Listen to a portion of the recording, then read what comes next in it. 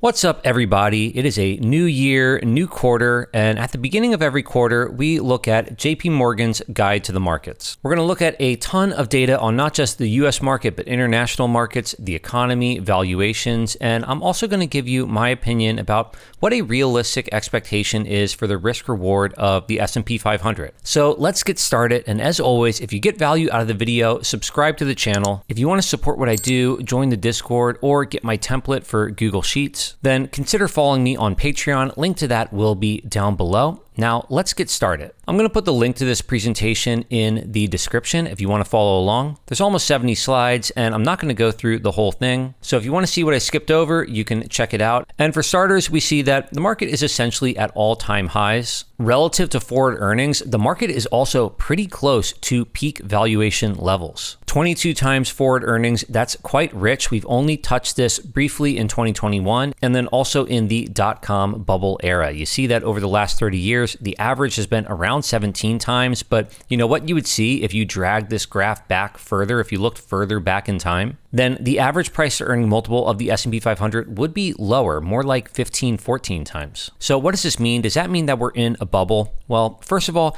there's no one metric that you should focus too much on. Each metric is just giving you a little piece of the story. Margins have also gone up over time. Productivity has gone up over time. Maybe the market deserves to trade at a slightly higher multiple. Maybe because the S&P 500 nowadays is more globalized, more tech companies, there's a different mix of industries in there. Maybe that will affect the multiple over time, but certainly it looks richly priced. And certainly what this slide shows is that current valuation is weakly correlated with future returns. The higher the valuation, the lower the returns. Now the graph on the left is plotting forward PE against one-year returns, and you basically see that valuation is not a good predictor of one-year returns. This scatter plot is all over the place, but if you look at the graph on the right, this is plotting valuation against annualized 5-year returns. And now you definitely see a more clear trend. Higher valuations tend to lead to lower returns over the medium term. And honestly, that makes sense. We'll come back to this a little later on when I go through my spreadsheet and what I think are realistic returns to expect in the S&P 500 over the next 5 years. Now, the next slide is an interesting one, breaking down, okay, so earnings per share has been growing up. Where has that earnings per share growth been coming from? You can break down earnings per share into three components. First, you have the top line revenue, and then you have the profit margin. Those two are going to give you earnings. And then if you're looking at earnings per share, there also could be a change in the share count due to buybacks or issuing shares. Now, the share count change is not a huge effect for the entire index. And you might think that of the 7.3% annualized growth that we've seen in earnings per share of the S&P 500 over the last 25 years, you might think that the vast majority of that would simply be from top line going up, that margins, would probably be somewhat similar over time. But actually, margins have been steadily increasing. Companies have been becoming more profitable. We've gone from, high single-digit margins, 8-9% in the beginning of the century. Then obviously that took a nosedive here in the great financial crisis. But after that, we were around 10%, creeping up. The tax bill in 2016 really helped out with margins. And now you see that, the bottom line margin is about 13-14%. So all this means that the revenue, the top line of the S&P 500, that's grown about 5% annualized over the last 25 years, but the earnings per share has grown over 7% over that time. And that difference is mostly due to the change in margins. Now, do we think this is going to continue? Do we think margins are going to keep going up? That's a good question. I'm not sure. As we said, we have more asset-light businesses now, more tech companies, probably more winner-take-all businesses. So that's all going to lead to increasing margins. But with that said, I don't think margins can keep on increasing forever. What's the limit there? Not really sure. Now, next slide, if you just look at this graph on the right, this is showing the weight in terms of market cap and also in terms of earnings of the largest 10 companies in the S&P 500. So out of all 500 companies in the US, the largest 10, they're making up more than 40% of the market cap. More than 30% of the earnings. So when you buy the S&P 500, people think of that as a very diversified index, but it's much more concentrated than I think a lot of people realize. And these big companies, they're fairly richly valued. The 10 biggest companies are trading at roughly 30 times forward earnings. That's pretty expensive. Is that too high? It's hard to say. You have some great businesses in here. Obviously, this is going to include Nvidia, Microsoft, Amazon, Google. So the valuations could be justified, but they're certainly pricing in a lot of positive expectations about the future. Next slide, we see a lot of the growth in the S&P 500, both in terms of the price return and also in terms of earnings, has been coming from the Magnificent Seven. That's Nvidia, Meta, Tesla, Amazon, Alphabet, Microsoft, and Apple. In fact, if you just look at earnings growth over the past few years, the rest of the S&P 500, the S&P 493, I guess we'll call it, they really have not had much earnings growth at all. And historically, the largest companies, they change quite a bit. Here we're looking at the largest 10 companies in the S&P 500 in each decade. And as you see, most of the names in that top 10, they're new. They weren't there often in the previous decade. In 2035, is Nvidia going to be the biggest company in the S&P 500? Are Tesla and Meta going to be in the top 10? I don't know. They might be, they might not, but certainly these companies historically have changed quite rapidly. And right now, you are making a very concentrated bet on the biggest companies when you buy into the S&P 500. This slide's an interesting one. The gray range, the top of the gray and the bottom of the gray, are showing the 20th and 80th percentile of valuation, and valuation here is just price to earnings of every company in the S&P 500. The green line is just the median. And you know what's interesting to me about this graph is if you look at the bottom of the gray, so this is representing the cheaper companies in the S&P 500, the ones with lower valuations. And right now we see that bottom of the gray, it's not really significantly higher than the bottom of the gray has been in the past. In other words, the cheap companies today are not really significantly more expensive than the cheap companies that we've had historically. It's a little bit higher, but nothing dramatic. The increase in valuation in the S&P 500 is mostly from expensive companies. The top of the gray is significantly higher than we have been over most of this period. And again, we've really only been higher during 2021 and also the dot-com era. Now, if you break down the S&P 500 into small, mid, and large, and then also value, blend, and growth, you can see the current valuations and average valuations across each style. I'm just going to make this bigger here so you can really see. So what you're looking at here, this number on the top, so let's just look at large growth. The number on the top, so 28.8, that is the forward PE, and the average PE over the last 20 years of this value style has been 19.8. So basically, right now, valuations look expensive. If you look across this whole 3x3 box, basically valuations right now of everything is more expensive than it has been historically, but in particular for growth and large growth. Just as a percentage, how much higher current valuations are than they have been over the last 20 years, we see that, small value, mid value, these things, they're kind of roughly in line with where they have been historically. It's really large and growth where we're seeing particularly expensive valuations right now. So should you just invest in small cap value? Well, it's not so simple as just looking at valuations. Small value right now has a lot of unprofitable companies. To some degree, you do get what you pay for. I think there are a lot of potential winners in small cap value, but I'm not sure I just want to buy that index. I want to go in, pick my winners, buy individual stocks. And if you're new here, that is typically what we do on this channel. I present companies that I think are deeply undervalued, and right now, that does tend to be a decent amount of small cap value names. Now, moving on to their slides about the economy, unemployment recently has started ticking up just slightly. We do still have relatively low levels of unemployment, but you see we've jumped up here now to 4.6% unemployment on the most recent readings. One thing I will note is once unemployment starts rising, historically, that inflection point has been relatively close to the next unemployment peak. So here, for example, unemployment started rising in 2006 and then peaked in 2009. So definitely something to keep an eye on. The market is doing great at all-time highs, but the job market, hires are down, layoffs are creeping up a little bit. It's nothing too dramatic right now, but the overall economy, the labor market, it doesn't look quite as strong as the stock market. A ton of the economic growth has been from these AI hyperscalers. So right here, we just see on the left CapEx from Alphabet, Amazon, Meta, Microsoft, and Oracle. That's gone up a ton and is forecasted to keep going up. And the result of that is the free cash flow of these companies has actually gone down quite a bit. This is something we've seen when we've looked at Google or even, Alibaba in China. Operating cash flow is high, but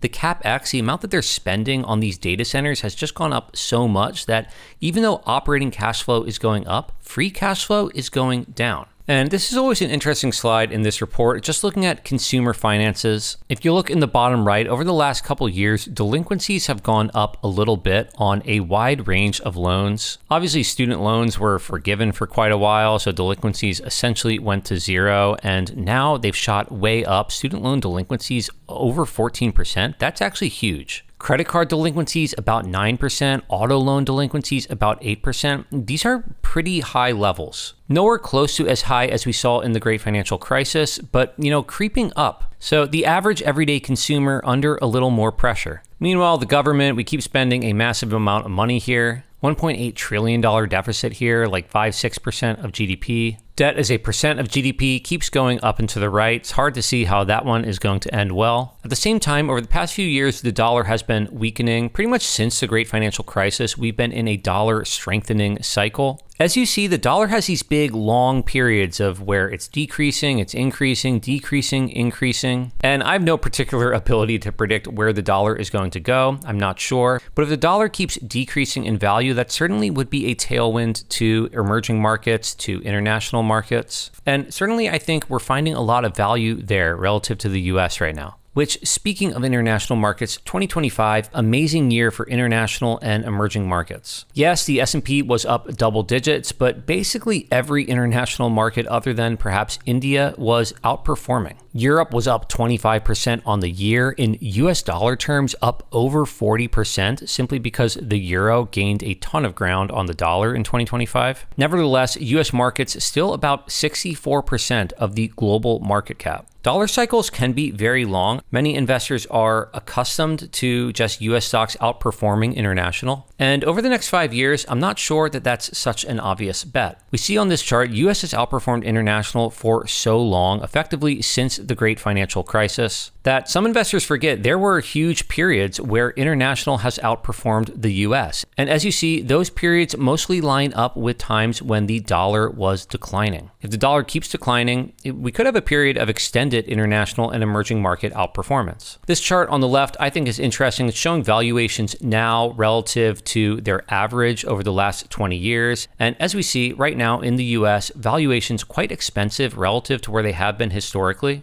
In the other regions here, Japan, Europe, emerging markets, China, they're all a little bit expensive now relative to where they were historically, but not so much. We're not looking at US level valuations here. And now I think it's time we move over to our spreadsheet and think what we could expect for a return on our investment if we put our money in the US market, the S&P 500 today. Again, I'll link the rest of this presentation down below. There's a bunch of slides we skipped over. We basically skipped over the alternatives investment section and fixed income. There is a bunch of interesting data here, but with almost 70 slides, I don't want this video to be too long. I think we focused on the important stuff. Now, S&P 500. I brought in a bunch of data here over a little more than the past 25 years, and revenue growth has roughly been 4 to 5% on the top line. Earnings per share growth about 7.5% annualized, and again, a bunch of that increase has simply been because the net income margin has been going up over time. We see here net income margin in the red line, now definitely in the double digits. Now let's put in some assumptions for the future and see what we can expect for a return on our investment in the S&P 500.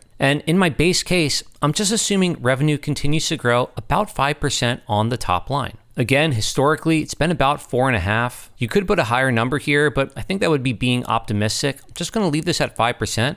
Net income margin, I'm going to assume that we firmly stay at this 12% range. Some of those earnings are going to come back to stakeholders in the form of buybacks and dividends, also paying down debt. So that's what these numbers represent here. And as far as a multiple we could expect 5 years out from now, right now this is about 28-ish times multiple. It's been an average of 25. In that JP Morgan presentation, they say we're at a 22 times multiple, but that's because they're looking at forward earnings. And to be honest, I think their earnings estimates are pretty optimistic. In any case, if you think a 22 times multiple is fair for the market in 5 years, you're looking at a 3.5% annualized return from the S&P 500.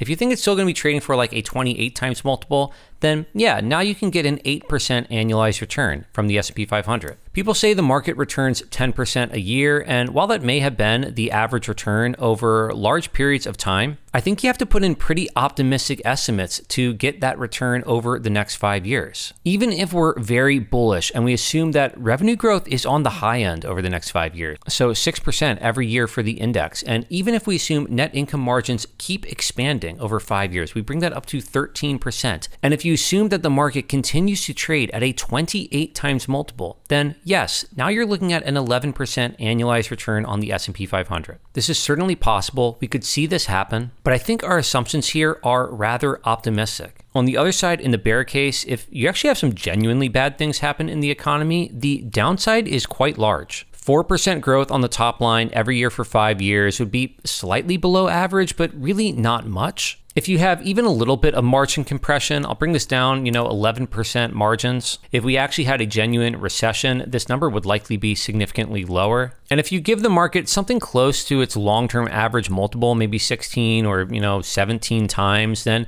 you're losing 4% of your money every year for 5 years. And I could definitely imagine a scenario worse than this. As far as what each of these scenarios implies about the value of the S&P 500 in 2030, our bear case would have the S&P 500 around, 5,600 in 5 years. And for reference right now, we're close to all-time highs, nearly $7,000 on the S&P 500. Our base case puts the S&P 500 a little over 8,000 in 2030. And the bull case, this optimistic scenario, yeah, that is the S&P 500 hitting 11,000, about 11,600 in 2030. So that's a huge range, but when I'm just looking at the risk reward here, I think the overall risk reward of the index looks quite poor. If the S&P 500 were one massive company, one enormous conglomerate, I would not invest in it at these prices. I'm not saying it's a bubble that's going to pop. I have no clue what's going to happen over 2026. As I've said before, I have no special ability to time the market or say, at the end of 2026, the S&P 500 will be trading at this level. I just think over 5 years, over the medium term,